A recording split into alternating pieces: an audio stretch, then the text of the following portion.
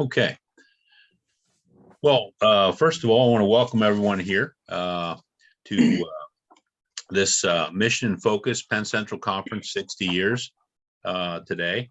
And we're excited for this workshop here and about Opportunity International, micro lending, and some books regarding extreme poverty here. And we're so thankful that you chose to participate here this evening with us. As many of you may have read, I hope so, the workshop summary that I wrote a while back about Mark Lutz's book, UnPoverty, and how many people are aware of what extreme poverty is in our world today.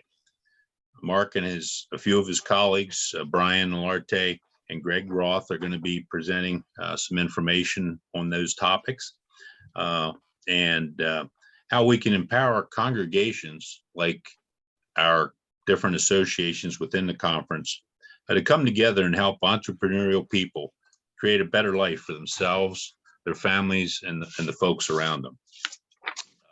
What I have up here right now is just sort of an overview of what we're going to discuss, a little bit about the York Association, introduce the speakers, and then at the following, hopefully in the end, 15 or so minutes, we'll have for question and answers and go from there. So if we could, I'd like to just start with an opening prayer. If we could bow our heads. God, as we come together for this special workshop, grant us an open heart and a renewed awareness of your magnificent creation and the eternal gift of everlasting life. May we be grateful for the many blessings that we have in our own lives. Help us to unite as a faith community, praying for the destitute, the broken, the indentured, the lonely, our leaders, and all those who may be in anxious need of God's light and truth. We ask that you create in us a genuine humility, acceptance, and love for one another. Open our hearts and minds to discovering new and exciting ways to help extremely impoverished peoples around the world achieve a better life. May the Holy Spirit guide our thoughts and actions as we move forward. We ask all this in the name of your beloved Son, Jesus Christ. Amen. Okay. Well, moving right along here. One of the things that we wanted to discuss, and we're going to discuss it further, I just want to touch a little bit on, is, what is extreme poverty? And that definition, I'm sure Greg and some other people will talk a little bit more about that. But, we're looking at people that apparently 2/3 of the world lives on less than $2 a day, $2 or $3 a day. And if you really think about that, that's hard to believe, really, in this country. We spend $5 a day on a cup of coffee. So, and these people are doing this just to live. The extreme poverty brings us to, what we can do as a Christian and what we're called to do, really. And I think that's the basis for our mission success story, Opportunity International. I forgot to introduce my name. I am George Demers, and I've been a member of Mount Zion here in York for over 20 years. And we'll talk a little further about the York Association, and we have a video we're going to go over. But our goal here this evening is to really help everyone on this call understand what those three things mean, what micro lending can do for families and futures, and how we can, through either a large community or together working, we can produce a large growth group. The York Association of the Penn Central Conference, like I said, we've been working over 20 years with micro lending. Kathy Sherry, Les Laux, Les and Doris Laux, some of you know those folks. Really got some of this started way back in the early 90s, early 2000s.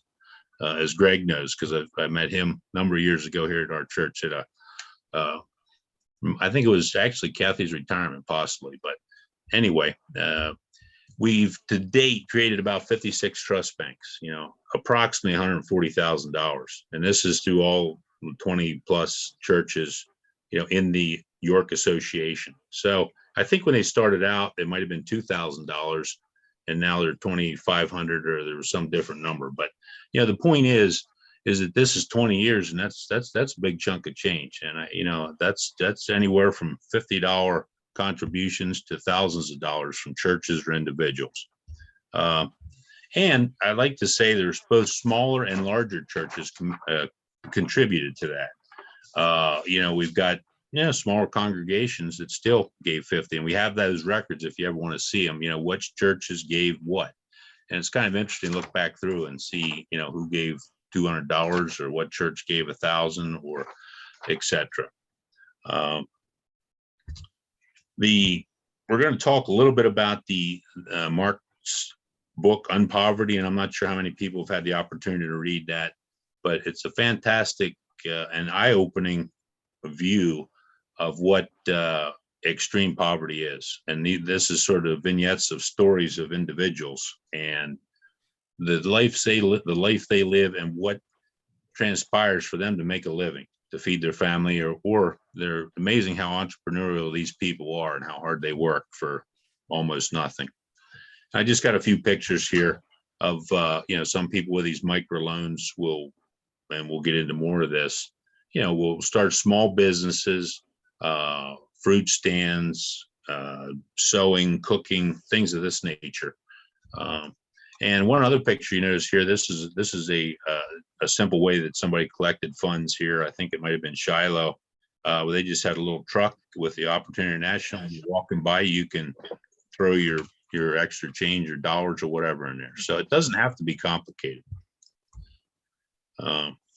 And we know that opportunity, I love this slide here, life changes with opportunity.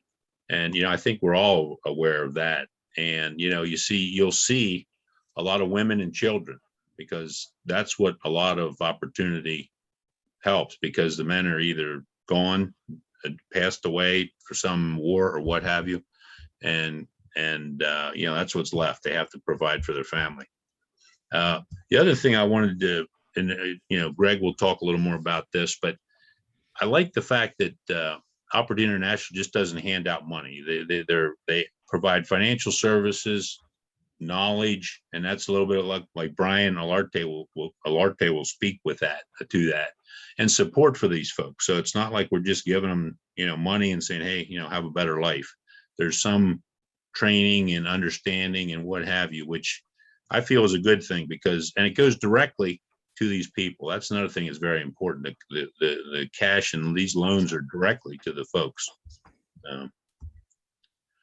But going forward, we put together Kathy Sherry, Pastor Kathy Sherry, many of you may know Kathy. She had gotten this thing started way back, and she put together a little video. And she and a number of people in Mount Zion at the time had traveled through some of the countries where these trust banks were set up. And Kathy has a couple minutes here that she'd like to share a couple experiences she had with her traveling. So I hope everybody can hear this. We had a little issue, but here we go.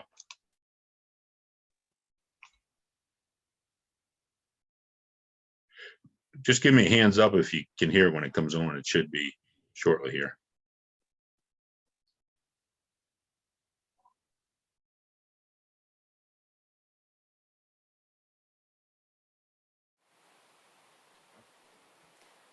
My name is Kathy Sherry, and I'm a pastor in Penn Central Conference.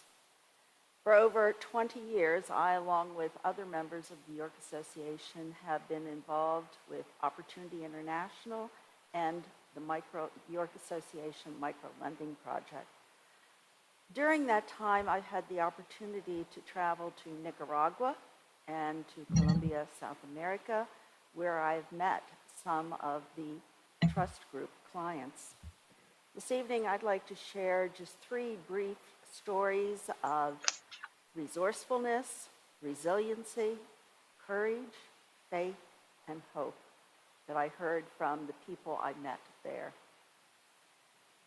In Bogota, Colombia, I met a husband and wife in their home as they were making a corn drink which they would sell in the market. They told me that before coming to Bogota, they had lived in the mountainous region of Colombia in a very small village with their 2 preteen age sons. One night, a man from the neighboring village came to their village and told them that the guerrilla army, FARC as it's called in Colombia, was going from village to village and conscripting young men to be part of their army. The next day, without any hesitation and having really no other option available to them, they packed what they could and left the village. That's where they ended up in Bogota, where they learned about Opportunity International and the small interest loans. And now they are living in their own home, and their 2 boys are safe, well, and going to school. Okay. Well, that's Kathy's. I think that's most of it there.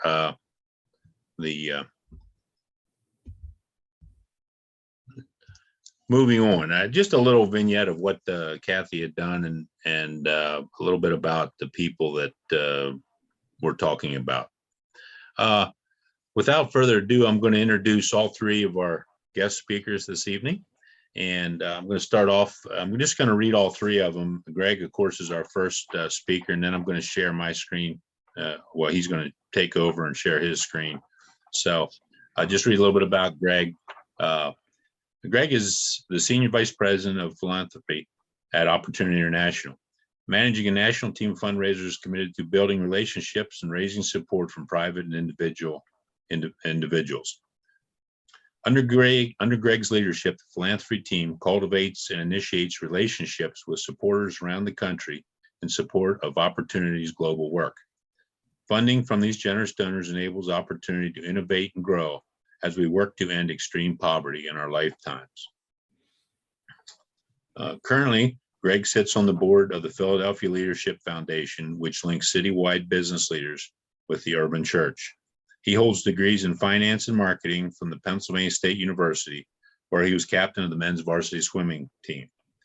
He and his wife, Meg, have 2 daughters and a son. They currently reside in Doylestown, Bucks County, Pennsylvania. Our second speaker, which will come on after Greg, is Mr. Brian Olarte.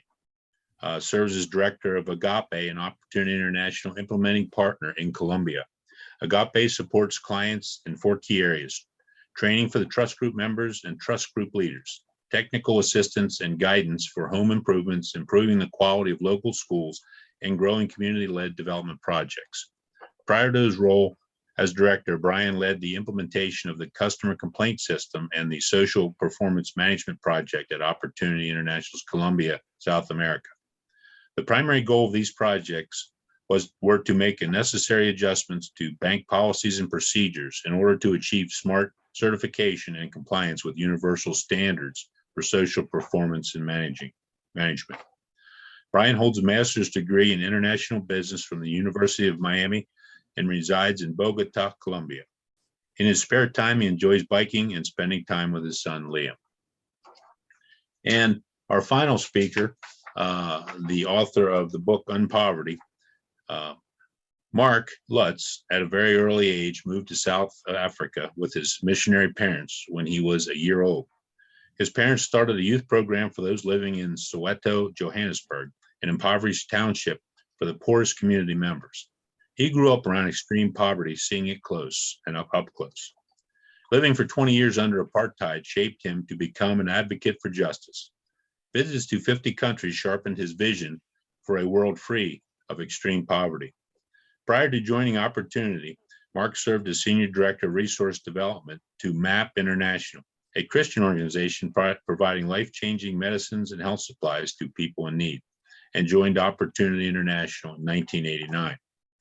In 2010, Mark wrote UnPoverty, Rich Lessons from the Working Poor, in which he tells the stories of entrepreneurs who have received microloans from Opportunity and what they've done with them. Mark earned a Bachelor of Arts in Music and a Master's in Cross-Cultural Communications from Wheaton College. He currently resides in Kinnelon, New Jersey with his wife, Lisa. They have 3 adult children.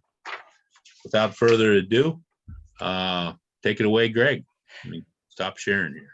Thanks very much, George. And for those of you who are looking for a snappy slide presentation, your first speaker tonight does not have one. So we'll get a chance to just look at each other. And it is a real blessing for me to be with some of you. Hey, Glenn, I recognize some familiar faces on the line. Thank you so much for joining. I have had the wonderful and blessed good fortune to work at Opportunity International for the last 15 years.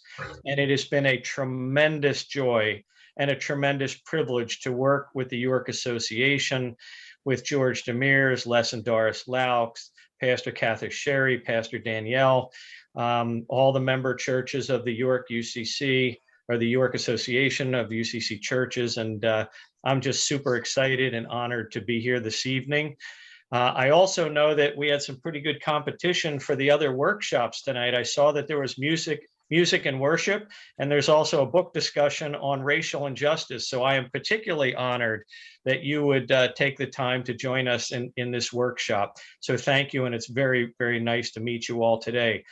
Before I talk a little bit about a quick history of Opportunity and a quick history of our partnership together, and then Brian will talk about Columbia specifically, and Mark will talk about his book. I just wanted to take a moment to you as leaders within the UCC denomination to say thank you. Thank you for your care and concern for those around the world who are less fortunate. I believe personally that the UCC denomination is out in front of taking action in issues of social justice, of poverty, income disparity, and we too, of course, at Opportunity International care a great deal about that. And I just wanted to recognize and thank each one of you for the efforts that you are doing in your individual congregations to serve the least and the lost, as Jesus has told us in Matthew 25, to serve the least and the lost as we would serve him.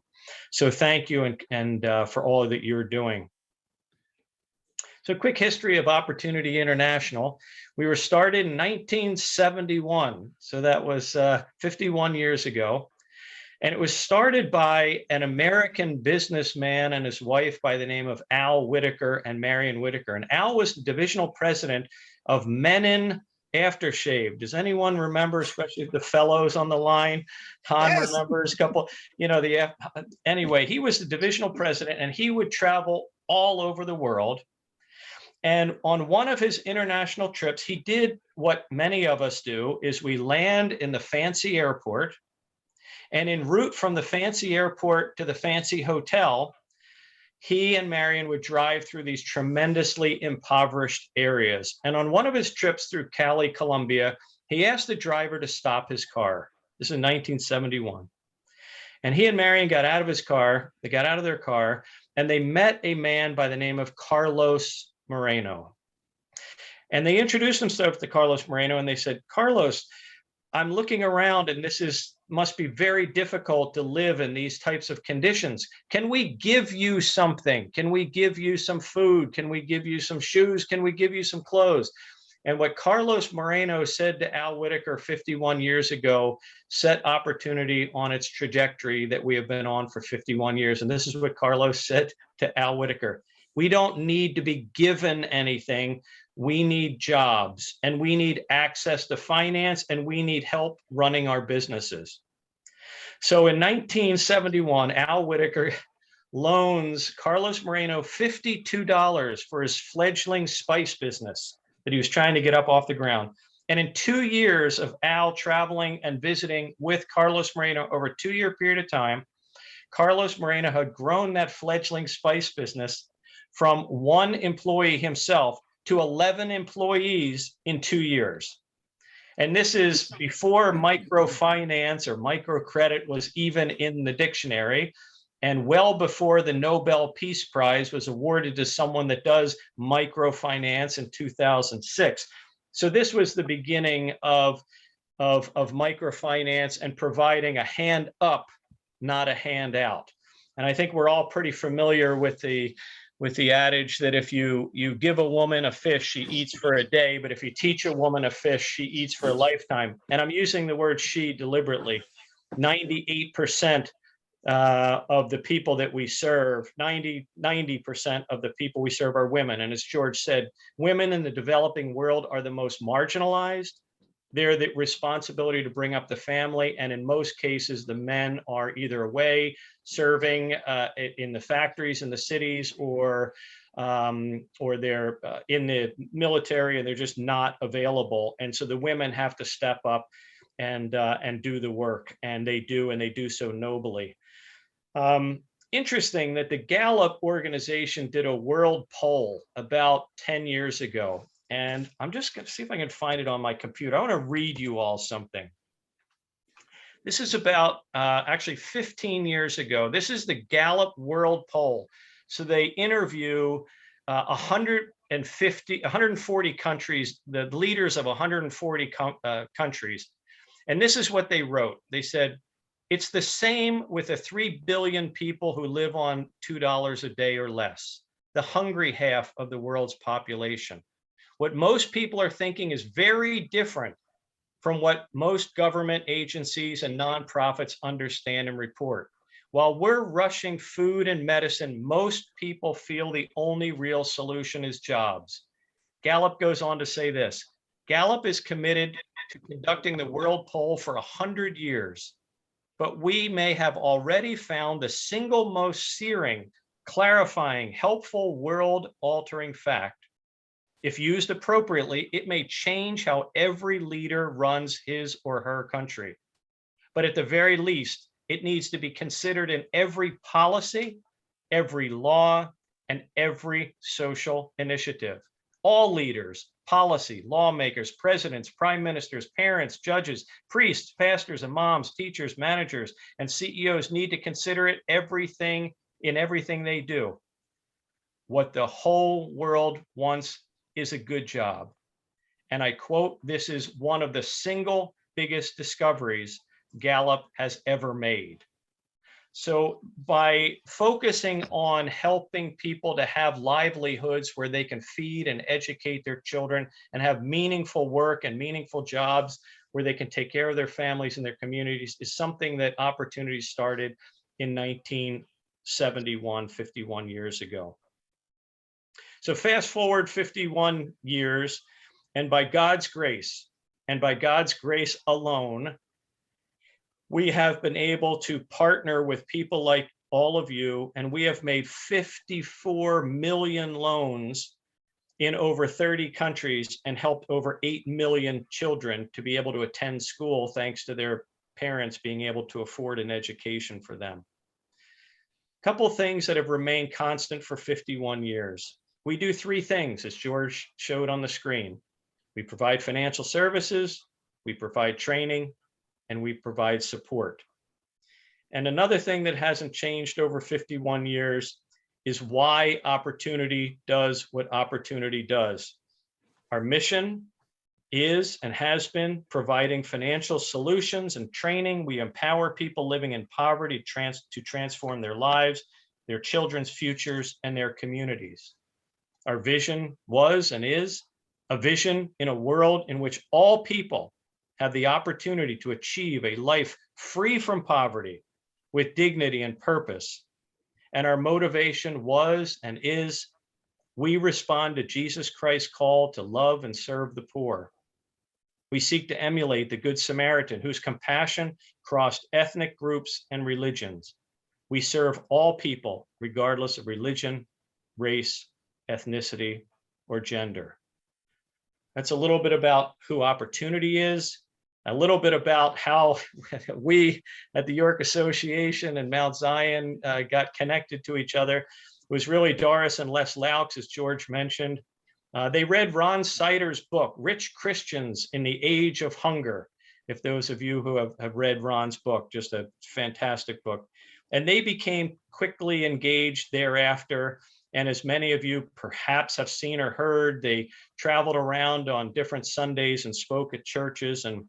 And quickly thereafter, in October of 2020, they began to speak about Carlos Moreno and Opportunity International. And then in October of 2003, Mount Zion United Church of Christ became involved and began supporting our microcredit groups. Now, George has mentioned trust banks. You've heard him mention trust banks and trust groups, and you'll hear Brian talk about groups. The secret sauce, if you will, to what Opportunity does is we bring people together in the field that don't have collateral. Many can't read or write, but what they do have is confidence and belief in each other. So groups of people, typically in groups of 20, will get together. They'll self-select. They have a president, a vice president, treasurer, and a secretary. And they will receive loans for their businesses, or they will receive training on how to have meaningful savings. And if someone can't repay the loan that week, guess what? The whole group does not advance to the next loan cycle. So the repayment rate, so for example, if I'm running a motor scooter taxi business and George has a little tomato stand and George had a sickness in the family and he wasn't able to take his tomatoes to market and didn't sell anything and therefore can't repay his loan, I and the rest of you, if you look around the screen, all of you, it's almost a perfect trust group of 22 of us, we say, you know what, George, we'll cover you this week. You send your son over, maybe help me repair my motor scooter. I'll cover your loan this week. So the repayment rate, I don't know if there's any former bankers or reformed bankers on the phone, but our repayment rate is 98%.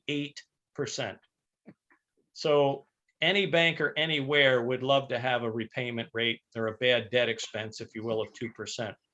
So we realized early on that these groups that are bringing cohesion and unity to people are really the way to go. And this is the unit, if you will. These groups are what York Association has funded. And when George mentioned 56 groups over the last 20 years in 13 countries, these groups of 20 that get together weekly or monthly to learn and to share and to support and get training. This is what George and Brian will be talking about in terms of groups. So as I mentioned, you all have supported 56 groups in 13 countries. India, Democratic Republic of Congo, the fourth poorest country in the world, 66 million people, less than 1% has access to any type of financial services. Banks do not want to touch these people. They're high loan risks. Guess what? Opportunity International, with your help, we do. And you'll hear about the challenging times in Colombia and what we're able to do with your support. India, the Congo, Uganda, Kenya, South Africa, Malawi, Mozambique, Rwanda, Ghana, Colombia, Costa Rica, and the Dominican Republic, and Nicaragua, I forgot to mention. So these are groups that not just get together for a loan, but they get together and receive training, many times Bible-based training in these weekly meetings. All of your gifts over the years have impacted over 5,600 lives. 5,600 lives. So I don't know how many each of your congregations hold, but imagine when you're preaching on a Sunday and looking out and thinking of 5,600 people that have been impacted as a result of just the York Association's member churches. And as George mentioned, the Laux, Pastor Kathy Sherry, and others have met with some of these clients. And I would encourage any of you, if you want to join us in the field and you want to meet some of these hardworking entrepreneurs, you want to sit in on some of these group meetings, we would love to have you. We run trips all the time, Latin America and Africa, and we can provide the trip information to you. We also, over the years, have brought speakers in from all over the world and had a meet and greet. I remember fondly before the pandemic, I remember George, I think that's where I first met you, George, is one of the UCC, the association meetings at Mount Zion. I've never had better desserts in my entire life. The desserts at that, I mean, unbelievable. And George, I think that's when you were in the blue band at Penn State. We met, gosh, that was a long time ago. But I am just extremely, extremely grateful. One of those speakers who has spoken to the association in the past is a man named Mark Lutz, who you will hear from shortly. Mark, as you heard, is a missionary kid and just a terrific man, a man of God, and someone who I immensely respect. And before I turn it over to my friend and colleague, Brian Alarte, to talk about Colombia specifically, I did want to thank Pastor Danielle, George Demers, Les and Doris Laux, Pastor Kathy Sherry, Glenn, you, and others, for all you have done to support our partnership and the clients we serve around the world. And I wanted to thank each one of you again for taking the time out of your long and busy schedule this evening to sit in and hear how you and your congregation can have a real impact in helping to reduce global poverty in our lifetime. I want to thank you for the invitation. It's a blessing to be here. And George, if it's okay with you, we'll go over to Brian at this point of the program. Thanks very much, everyone. Okay, thank you. Thank you so much, George, for that introduction. Made me feel important. And Greg, thank you so much. And it's an honor and a blessing as well for me to be able to talk to you and to be able to present our work. I'm going to hit a screen share right now, and we will be talking about the work that we do in Colombia. I want to thank you once again for your invitation. And I prepared this presentation to talk to you about basically an overview of the country, and then the work that we do in Colombia, and share with you a little bit of our clients with you. So with your permission, in this picture that you're seeing right now, we have two of our typical clients. This is Luz Daddy with the black hair in the reddish shirt, and Mary in the pinkish shirt. I just want to comment that the story of the pastor, our pastor shared regarding the corn drink. Luz Daddy with the blacker hair could be that client. She had to go to the big city to seek protection with her 6 children, and now she's a recycler living on around $1.25 a day. So I just wanted to tie in what the experience of our pastor of the video that we saw, and our clients in Colombia. A little bit about Colombia. It's a country of 51.6 million people. It's got 51% of these 51.6 million are women, 14.2 million households. 15% of the population lives under extreme poverty, and in Colombia, the government defines this, converted into dollars, to $1.41 a day at the current dollar peso rate. So Luz Daddy lives with that around that. Also, I want to advise or let you know that 81% of the private land is owned by 1% of the population.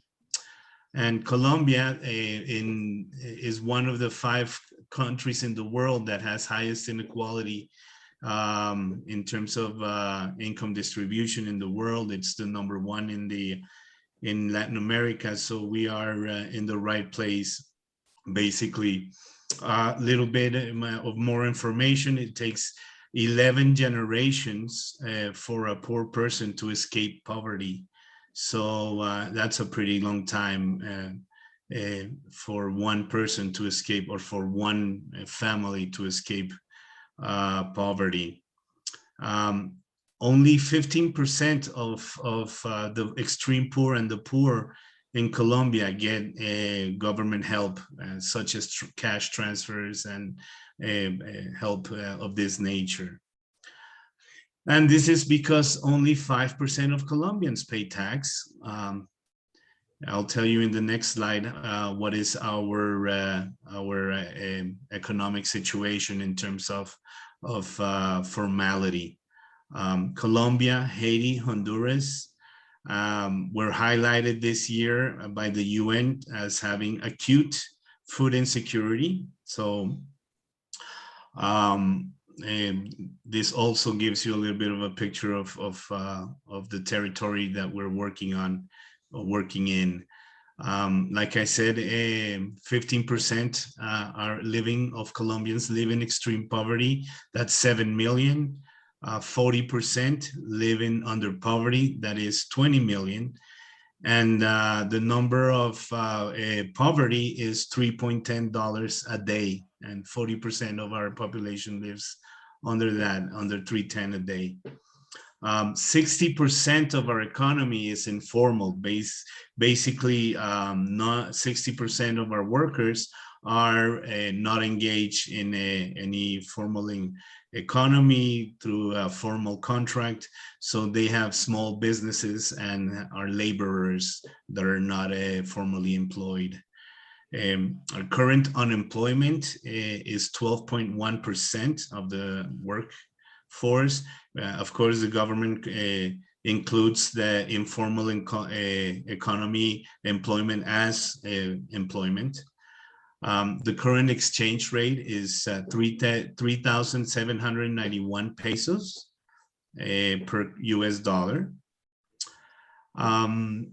The poor have lost 30% of their income, and of course that ties to the food insecurity, because that increases the food insecurity situation of Colombia and of the Colombians that live under poverty.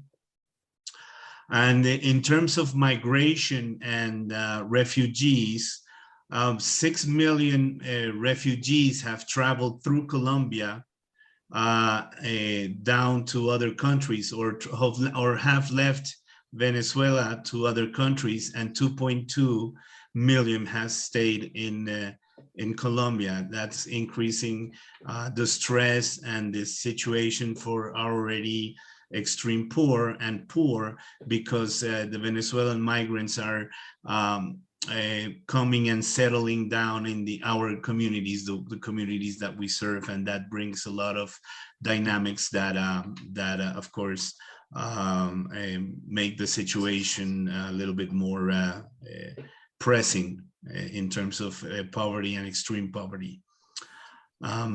Colombia has divided its society into 6 strata systems. By this, I mean that we are stigmatized or labeled depending on where we lived and the income that we have, starting from the lowest, which is strata 1, which is a lot of the communities that we work. These are strata 1 recognized communities. And the highest, strata 6, is where you have first world standards in the living. Of course, 40% of the country lives in either strata 0, which is non-recognized communities, and strata 1 and 2, which are recognized communities but still have a lot of issues, and a lot of poverty is present in terms of utilities and other standards that in the first world we would consider as something that we must have. And a little bit of an update about the situation in Colombia in terms of politics. June 19th, we will have the second round of the president elections, and the country will be electing a very different government this time around, because in the last 20-25 years we have gone in the same direction. And now the country wants to, given the high levels of corruption, for example, 33% of our taxes are of the Colombian taxes, of us that pay taxes, it goes to corruption. So we want to stop that if we could, hopefully. So that's a little bit about the country of Colombia. And now I'm going to move on to the work that we do in Colombia and opportunity in Colombia. Like Greg shared with us, we have been in Colombia for the last 50 years. And we have a team of over 20, pretty soon over 40 employees that know the territory, the clients, and the markets very well, because we have a great deal of experience. We have our operation manager who has been with us for over 31 years. Mr. Garcia in local staff, he works for Opportunity International.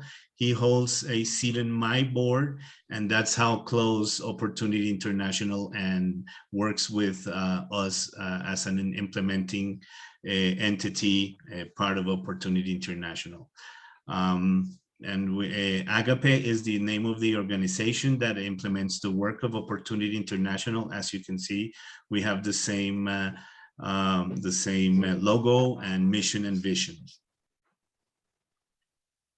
I want to move on now to the program that we work in, that we are implementing in Colombia. And as you can see, on your left-hand screen of the screen, we have the clients that we serve. We serve micro and SMEs, or small and medium enterprises. We serve the poverty, people living in poverty and people living in extreme poverty. And we have different programs that tend to the different levels of clients that we tend to. In June, we just launched the graduation model, which is a 2-year intervention. It is step wise, or it is sequential. It is a sequential series of interventions that basically work with families. We're working with 350 families that attack extreme poverty in 4 pillars. Financial inclusion, of course, because Opportunity International is about financial inclusion. Social inclusion, because we want them to be tied to their community and to the government and other organization services. We want to give them a means of life, so they go into an entrepreneurship track with seed capital, and also social empowerment. We want them to be part of society, because these are the extreme poor that live with very little, as we discussed, and they are the people that are ashamed. That the way that we focus on them are the people that have no shoes and don't want to feel ashamed of going to church because they have no shoes. So they're basically disenfranchised from all of society, even in the communities that they live in. So we just launched this program, and our first cohort will be working with 350 families in the city of Cartagena. The next program is our village, our loans and savings groups.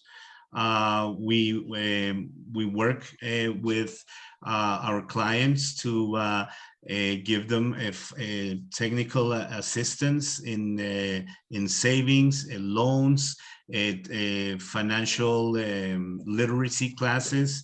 They receive 6 modules of financial literacy, starting with the Colombian financial system, the services, the products, how to budget, how to do a savings plan, and how to manage a loan. And these our clients, we engage with them for 16 months through training, savings, and loans. of course a lot of training. So they are by the end of the methodology, by the end of the 16 months, they have a savings, they have loans, and they have training. And some of them through other partnerships, we can get them on a entrepreneurship track or a employability track. All of this to say that our village savings and loans groups are the backbone of our work with the poor and the ultra poor. I want to share a little bit of a story with Camilo, our VP of Strategic Partnerships. We were in the country, or he was in the country, and we were visiting a government official in a small town to talk about another program. And this government official, who was the education head for the government in the small town, 5 years ago, she had been part of a group of ours. So, and she still is part of the group, and they're saving strong. And this is the type of retention and impact that our groups have in the society. Our support to education. We bring small entrepreneurs of schools, bring them together and give them access to loans, access to savings, access to other products for their teachers, the parents, and their schools themselves. And not only that, we bring them together and we start with a technical assistance in support of education. We bring them in clusters or groups, collaboration groups, and they impart a pathway to excellence in terms of the quality of the education that these entrepreneurs, school owners have. So we have oh, I forgot to say numbers on the groups. We by the end of this year, we will have engaged more than 5,000 clients in EduFinance. We serve 43 schools and have 6,000 children impacted. In terms now moving over to ag finance, or the agriculture small entrepreneurs, small farmer entrepreneurs. We are launching this project in a year's time, and this is a project that is all over opportunity, mostly in Africa, and we want to bring it to Colombia in a year. And this will be a technical assistance training to our small farmer entrepreneurs and access to credits and to financial systems. And the last, micro banking, of course, all of the it's across the poverty levels and other programs, because access to credits and to financial services and institutions is also a very important part of our DNA, which is micro banking. A little bit about our clients. As you see, this is a typical meeting, and this is a neighborhood in Barranquilla, and there we're having a typical meeting right after the pandemic. I tell you, this is September 2020, when they allowed us to travel and to leave our homes. The first thing we did was go out and meet our clients and continue with our meetings. So there we are meeting. The lady in blue and myself were meeting with our clients to gauge how our communities were faring after the pandemic, or basically during the pandemic. 74% of our clients are women. 10% are victims of violence, meaning these are displaced people and directly displaced by violence, and people that have been thrown out of their lands because power, as our great leader says, a tool, power preys on poverty, and most of the displaced people are displaced by war because their land is highly priced by the drug cartels or the cattle. The guerrillas has also gotten into the cattle business and the gold, illegal mining, and timber mining. So most of our clients are also displaced. And 35%, we have been focusing a lot on Venezuelan refugees. That is why 35% of our clients are Venezuelan refugees. Some of the partnerships that we have in Colombia are with organizations such as USAID, who have given us during the pandemic. We worked with them and we received the 6-module training that I spoke to you about. We're able to render this via WhatsApp, via a technical instrument. So we're very happy about that. For example, with Tier Fund, we have been able to help Venezuelan refugees go through an entrepreneurship program that entails seed capital and training and follow-up. And with financial organizations, access to credits, and with the United Nations, access to other partners, and access to partnerships that allow us to leverage our work and multiply our work.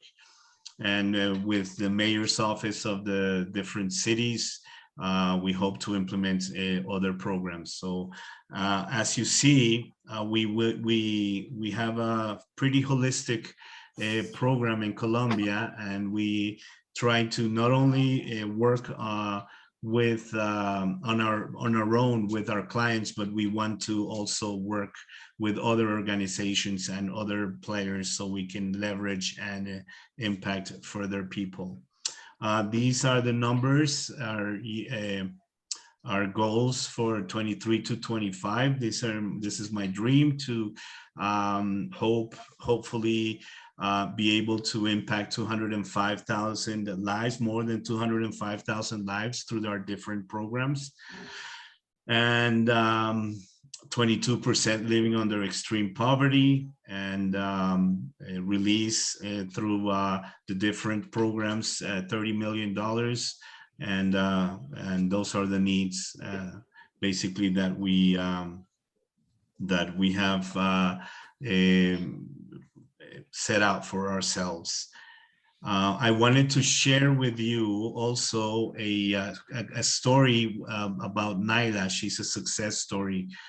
Naila is 25, 26 years old. She is the daughter of a client of ours who sadly passed away.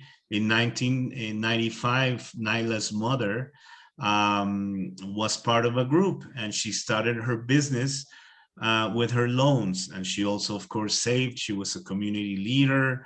And Naila is the girl with the red dress in both pictures. On the left hand of this, or the first picture, we have her 2021 group, because Naila remembered Opportunity International when she was a child, and the loans to her mother, she tells us, allowed her to take the bus, and her business allowed her to take the bus to school and not to walk to school. She started in 2021 a group when she saw that we were working in her neighborhood, her new neighborhood, and she has 11 members in her group, including her mother. The group is called Pathways to Success. They have 3 million in savings, 1 million in loans that they have dispersed to themselves. This is their second cycle. And the picture in the middle is her business. Of course, they grew the business, took it over from her mother, and now they're on Instagram. They have more than 2,700 followers. And also, I wanted to share with you the type of food that Naila produces. They're called patties. So these are corn, rice, and beef and vegetable patties. And she's able to eke out a living for herself and her sister. My time is over. I want to thank you so much for your time and for allowing me to present.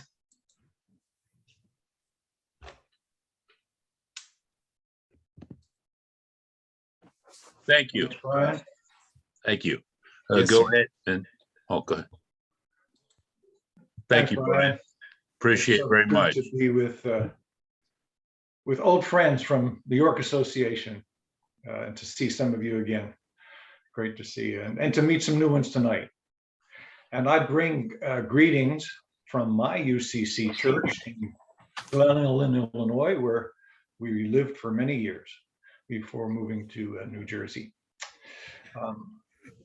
I think it's a real privilege to be a part of this community, your church community. I want to thank you for it. And in response, I'd like to offer you a gift as well this evening. And that's one of hope. Hope that the world is finally changing for millions of people who, though all created equal, in the image of God, with immeasurable worth, are in this generational treadmill, trapped because they were born into extreme poverty and sheer survival. My strong hope is that this evening is that you'll make your newfound hope actionable, and that you will join our generation's defining accomplishment, which I believe will be ending extreme poverty. We all know that some things seem permanent. We think they'll never change. And then the stars start lining up and the seemingly impossible becomes a reality. A man walks on the moon. The Berlin Wall falls. Electric cars drive themselves. And this evening we'll look at another impossibility by taking a journey with the poor. But first, just a little of my own journey and perspective. As mentioned, I grew up in South Africa under apartheid, where 25% of the population made all the rules, owned all the land, and virtually every member of that white minority felt that the situation was both just and that it was permanent. From infancy, I was indoctrinated by my all-white school friends, my school teachers, later the media, and even my own pastor. And even though my missionary parents had zero tolerance for racism, and they would bend every unjust law they could without being deported, their focus was on eternity, what happens after life, and extreme poverty for the masses was left to be the norm. That situation just seemed permanent. But thankfully, apartheid has been demolished, and there is this growing revolution of people committed to ending extreme poverty during our lifetime. And I've already witnessed tremendous growth in our war on poverty. 50 years ago, when Opportunity International was just being birthed, and there were only 3.5 billion people in the world, half of them were living in extreme poverty. About 1.7 billion people throughout Asia, Africa, Latin America, and parts of Eastern Europe. Well, today, when our population is twice that, at 7.5 billion people, there are fewer than 750 million people living in extreme poverty on $2 a day or less. 1 billion people have been freed from extreme poverty. And for the first time in the history of the world, less than 10% of humanity is gripped by that scourge. Now that is tremendous progress. That is tremendous progress. And thanks to folks like you, Opportunity International has played a significant part in that narrative. But somehow we seem to focus on poverty as being permanent by thinking about how far we have yet to go, rather than how far we've really already come in just one generation. When I joined Opportunity International about 30 years ago, it was estimated that 40,000 people would die every day from hunger and related illness. Well, today it's half that. Before we go to bed tonight, some 20,000 people will die from hunger. That's tremendous progress, but it's still 20,000 people too many, because tomorrow another 20,000 people will die from hunger. And the next day, and the next. But the real tragedy is that for the vast majority of those people, there's no shortage of food. They simply don't have the money to buy the nutritious food that's readily available. Well, here's what moving out of extreme poverty looks like on a practical scheme. To progress from surviving on less than $2 a day, which is extreme poverty, to living on about $5 a day, and then beyond that. In addition to cooking on a simple stove rather than an open fire on the floor, it means riding a bicycle rather than being limited to where you can go by how far you can walk, often barefoot. And it means sleeping on a mattress rather than on a mat on the floor. It almost always means clean drinking water and a place to defecate rather than an open field. It means often sending your children to school on a full stomach so they can really learn. And it certainly means some sort of livelihood and dependable job.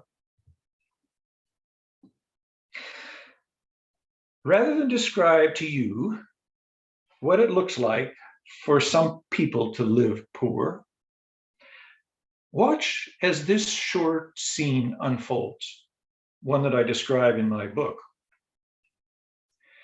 And notice how these squatters that you're going to see learn to creatively survive and also conduct their businesses on a narrow strip of land, because there is no other space for them to do either.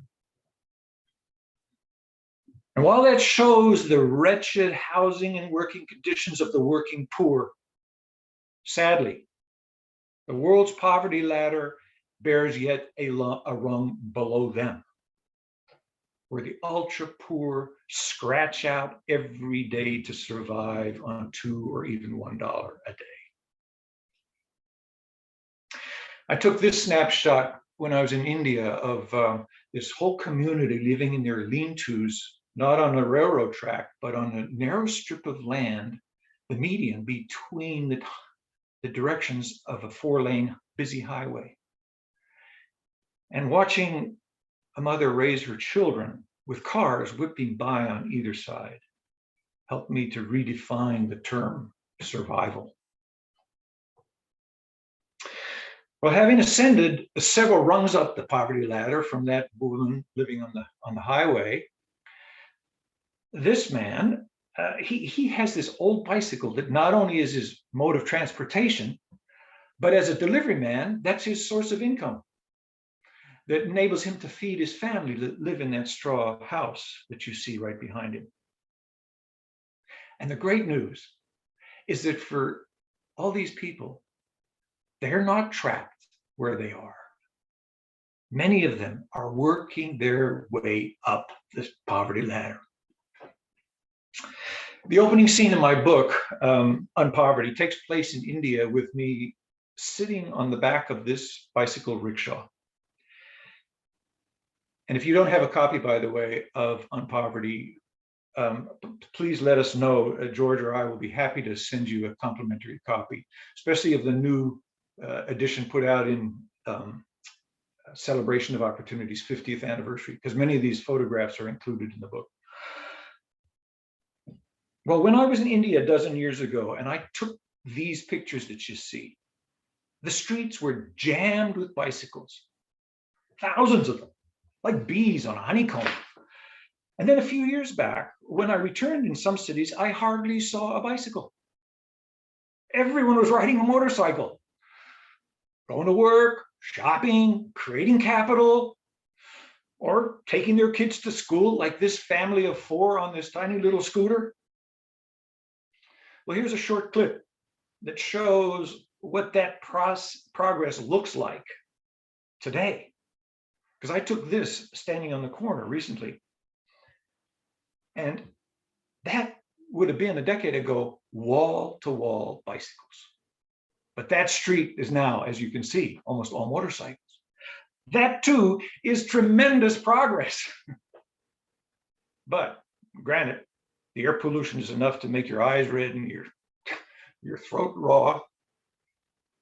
But if the last decade foreshadows the next, those carbon producing motorcycles will be replaced by cars, and many of them will be electric. So how do we move people from open fire cooking to a simple stove, or from sleeping on the floor on a mat to actually having a mattress? And how do people move from bare feet to bicycles and then motorbikes?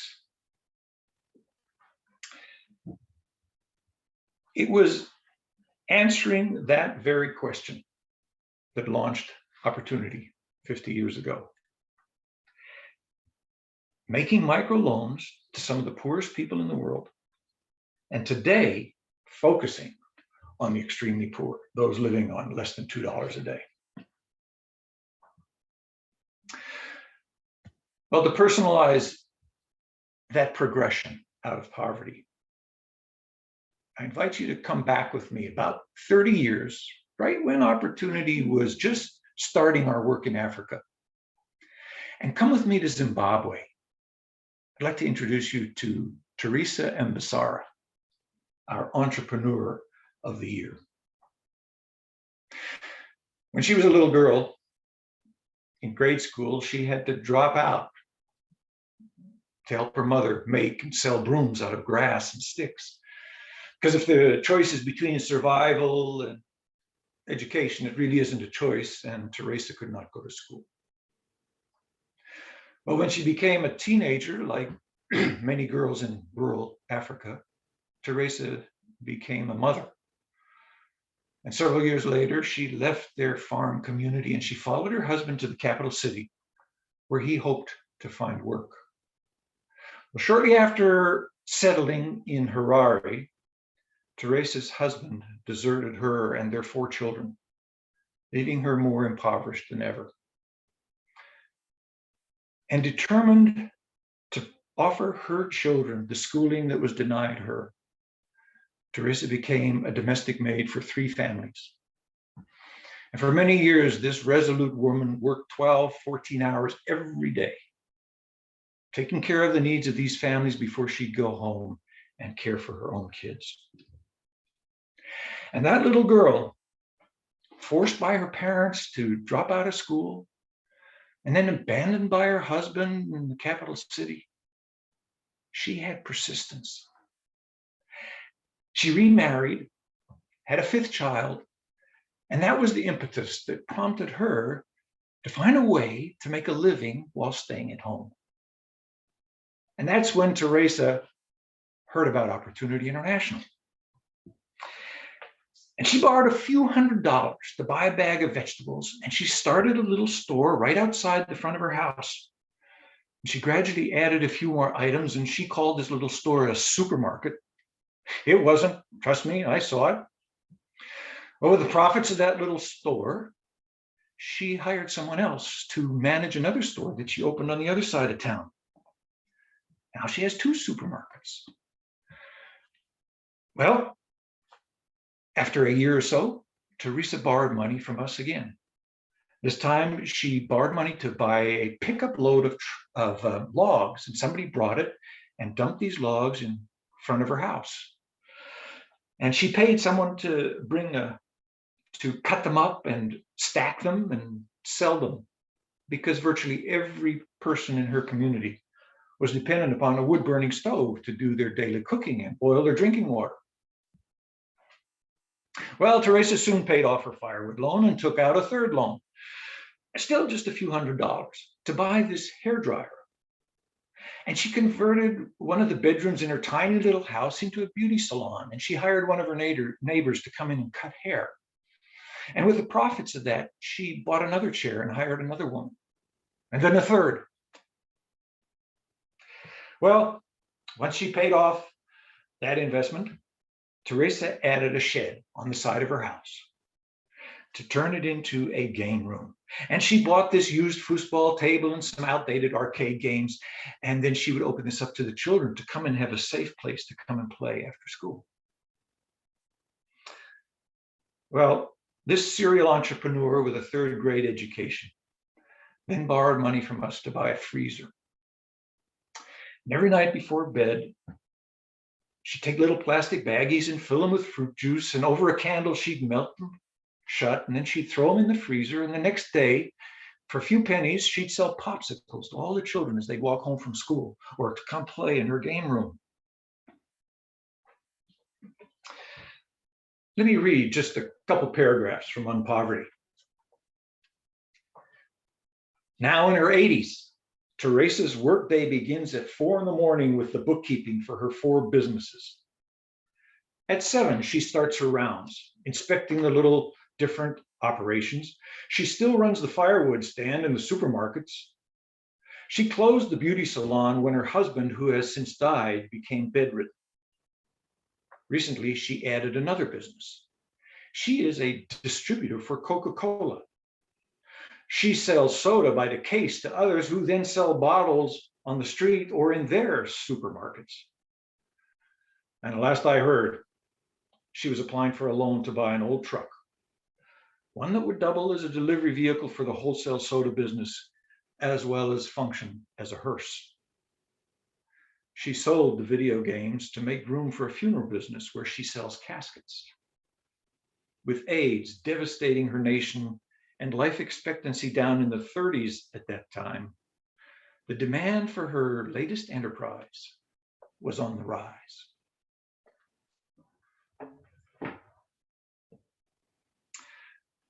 I'm in awe of this woman who was forced to drop out of grade school and yet put several of her own children through university. And in addition to the lesson of persistence, what I'm learning from Teresa is that we don't have to reach every poor person in order to end extreme poverty. At Opportunity, we just formed this highly leveraged catalytic intervention called microfinance. We're the catalyst, and it ignites their economic engines. And due to COVID-19, it may take us a little longer to reach that finish line, but today's poverty can be yesterday's Berlin Wall. So thank you on behalf of Teresa. Back to you. Thanks, George.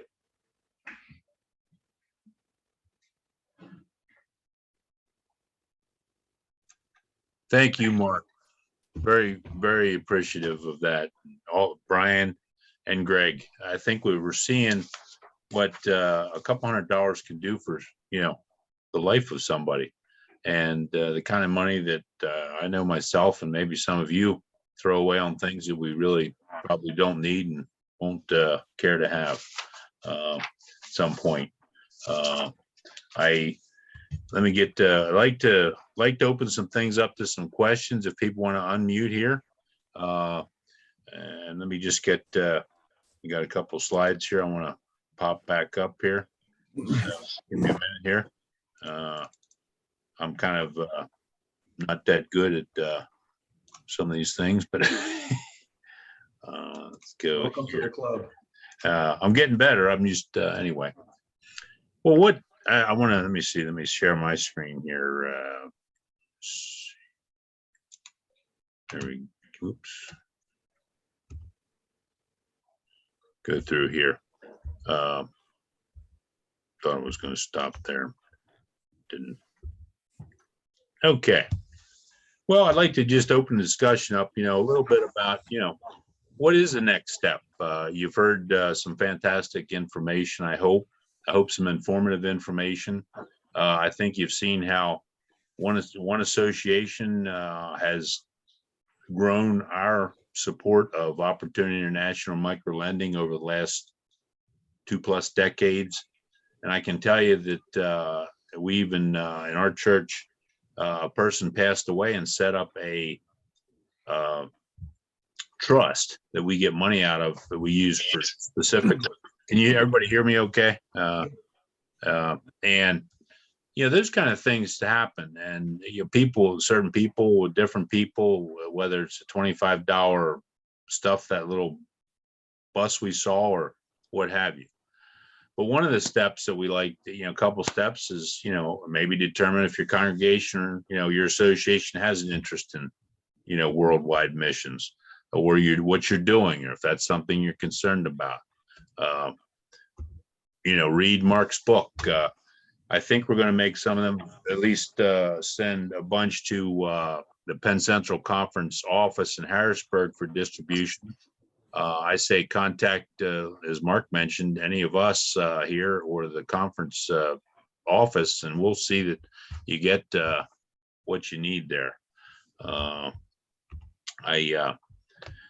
I think the other thing that's important is I'm sure you could spend, for those of you that like to go on the web and have a smartphone, you can use the QR code. That'll take you right to the Opportunity International website. So that may be something you desire to do. And I think that there's so much information out there regarding that you could spend weeks probably reading everything there and what all is going on. And again, contact PCC, Penn Central Conference website, and the phone numbers and stuff are there. Many of you have them, and go from there. So I think I appreciate everyone attending tonight. I'd love to take a few questions if there are any, and then when that period's over, maybe end with a prayer as we go forth. So I'm going to try to get out of this here and open it up. So if you folks want to go ahead and unmute, and if you have a question, we've got the experts here. I have a question, Greg. Would you be the contact person for the congregations if they did have further? Yes, Glenn, I'd be more than happy to be that. It would be an honor and a privilege. Yes, indeed.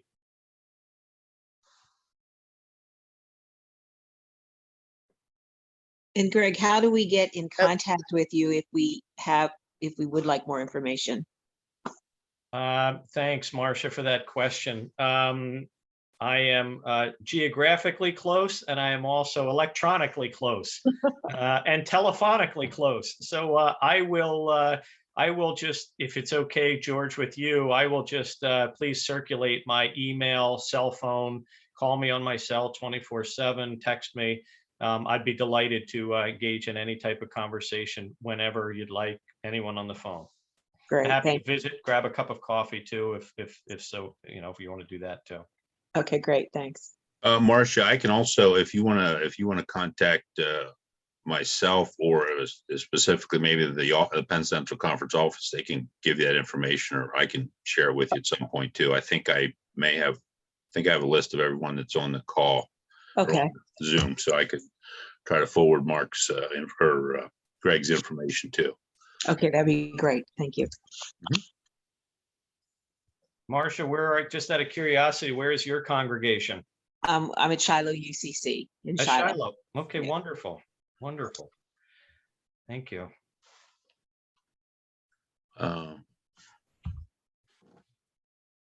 Other questions? I'm just trying to see if I see any hands up or anything like that. You can also type a question in the chat if you'd like to. Yep. I see a few people here. I I was just going to come on to say that, but George is exactly right. If you have questions, feel free to type them in there. And or raise your hand, or just if nobody else is speaking, you can raise your question. Okay. I I see. think- One thing I wanted to bring up, I don't know if they were aware of this, in terms of the trust banks and how countries or specific groups were assigned. I know that in the York Association, it was kind of like mutually agreed where a specific trust bank would be started during a period.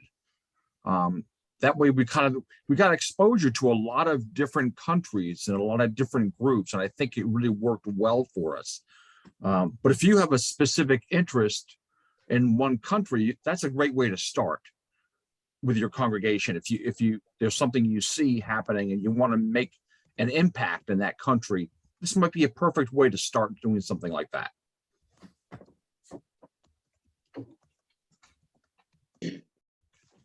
George, Yes. this is Han Phelps. Okay, I just type in a response to you.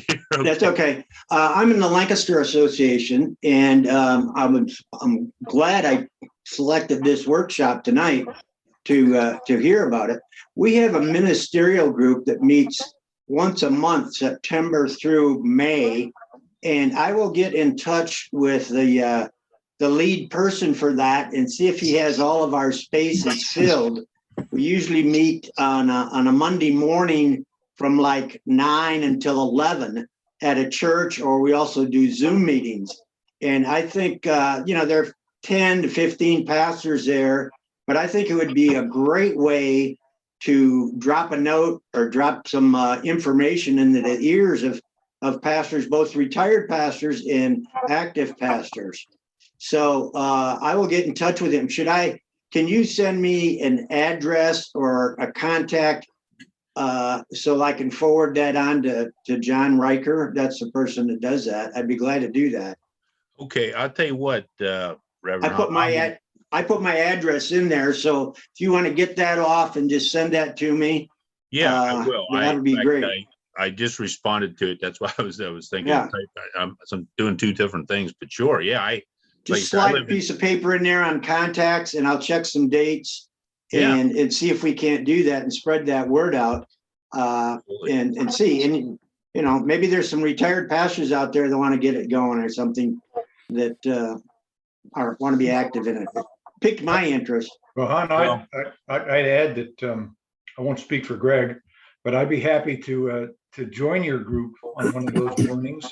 Okay, great. And I'm just up the road a piece now. I live in New Jersey. Okay. And now with COVID out, I'm looking for excuses to get out of the house. Get me out of the house. I don't want to do Zoom. I want to see people in person. So we could come by and basically tell them the same thing that you just heard this evening, if you like. Now, that would be fantastic. I will get in touch with John tomorrow and see if I can get a hold of him. So if he can, I'll pass on what information I have. But that would be fantastic. Fantastic. So thank you. One of the other things that we didn't talk about was also the opportunity for doing Bible study around this issue. We have done that in the association, and I don't know if other associations might be interested in doing something like that around the UnPoverty book that Mark Lutz has written. That was very good for us, I think, in terms of the Lenten series that we did in a video series. So just an opportunity there. All right. Yeah, absolutely, Glenn. There's Mark had graciously, and Greg, they had put together some short videos from some stories, from the book. And, we even have sort of a study guide that Pastor Kathy Sherry had sort of developed many years ago. And that's fantastic. I mean, if you have an adult type of Sunday school or whatever, that, we could certainly get that to you too. I mean, just have to let us know we're interested in that, or, what have you. And we can certainly facilitate that too, because we did it in our church. And I mean, it was, well attended. It's one of those things, even over the summer, it's a good thing to fill in. We've done it a couple of times a year, in a sense that we're going to do it again, just because, the information's, doesn't have to be, what's the word? Not once and done. I mean, it's a constant thing. You know, our church, there's always new people coming in that never heard of any of this or don't understand what microlending is. So, or not sure what opportunity it's about. So, yeah. And this is all being recorded too, I think. And Yes. so maybe I can get a copy of the recording. We can find it on the webpage at the It will conference be on the office. webpage. I'm not sure exactly when they're going to post Yeah, it. and then Soon, I'm guessing. a couple people can watch that and get an idea of what can be done. If you reach out to Paul Keller, he can probably give you more details on the recording at the Yeah. conference office. Yeah, okay, thanks. Yes, Charlotte. I was part of a group called Pedals for Progress in the past, and that dealt with taking bicycles, sending them overseas to overseas nations. But part of the problem that that organization ran into was one of political issues, graft, things that made it difficult to deal in certain nations. Have you found that there are nations that are difficult to deal with or impossible to deal with, or is there a difference in the way in which you function and it's not problematic? Yeah, that's a great question. Thanks for that. And sometimes well, first of all, we'll go into countries that are receptive to this type of ministry, if you will. And that's why it's so important to have people on the ground that speak the language, that know the landscape, et cetera.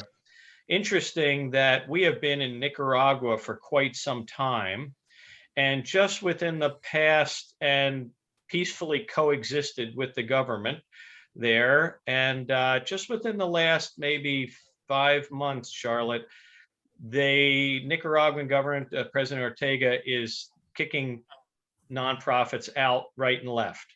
And I just had a conversation with the Brian Olarte equivalent in Nicaragua, and they're pretty concerned. So even when you think things are going quite well, sometimes they can change quickly, and this is the developing world. So to your great point, we do try to begin with places that are receptive and open, and we have relations that that will mean for us that we will have a meaningful existence there.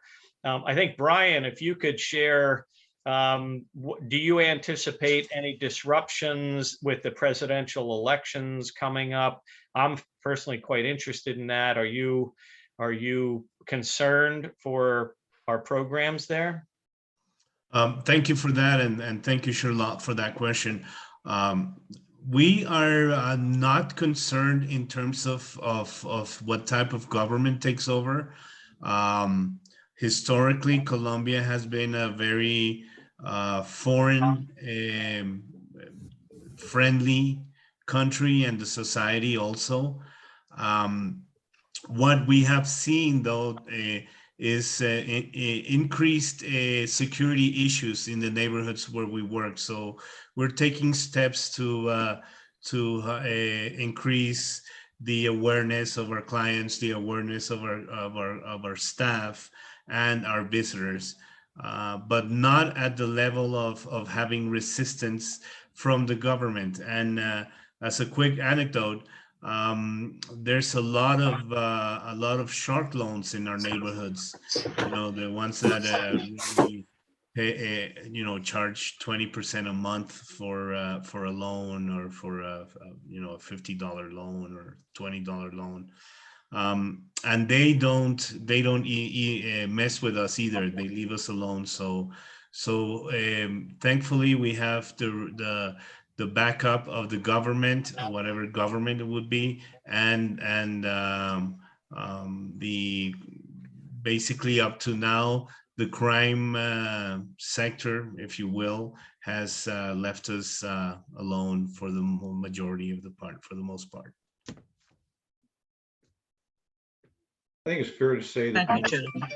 most governments in the developing world, they're having troubles reaching the needs of their poorest members of their society. And so they welcome those like us who will come and take care of the people that they're not being able to reach. And so we're embraced by the governments, and supported by them.